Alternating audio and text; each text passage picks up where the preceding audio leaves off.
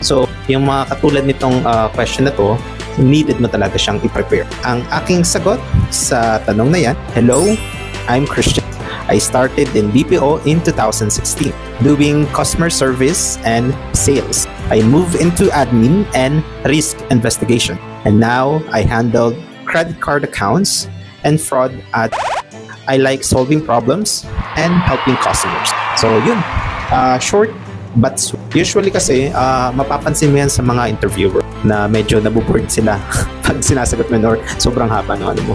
Kasi nga naman, monologue ka at that. Ang technique ko dyan, para hindi ma-board si interviewer, at least maibigay ko yung summary, mga bagay na tungkol sa. Then next tayo, what is your weakness? So sa totoo lang talaga, hindi mo kailangang sabihin yung weakness.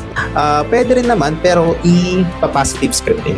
So yun lang yung advice ko regarding dyan sa tanong na tell me about your weakness or what is your weaknesses. So ito yung sagot ko. So tingnan natin kung talagang weakness siya.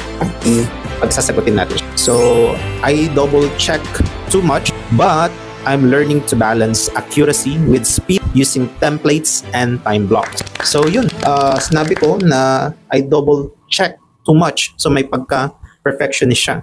Which is totoo naman, kung magda-double check ka is time consumer, inefficient kasi nga hindi mo siya nagawa ng maayos on the first time. So, pero binawian ko siya, but I'm learning to balance accuracy with speed using templates and time blocks. So yun. So from weakness, binigyan ko ng action plan kung paano ko siya masosolusyon. So yun yung advice ko pag sasagutin mo yung tell me about your weakness. And then, what are your strengths? Alright. So what are your strengths? Madali lang to. Ito yung mga kalakasan mo, yung skills mo, experience mo. So ito yung sagot. I am detail-oriented, calm with customers, and experience in fraud prevention. So short but sweet. So lastly, isa rin sa dapat mong i-prepare kasi madalas siyang itinatanong ng mga interviewer.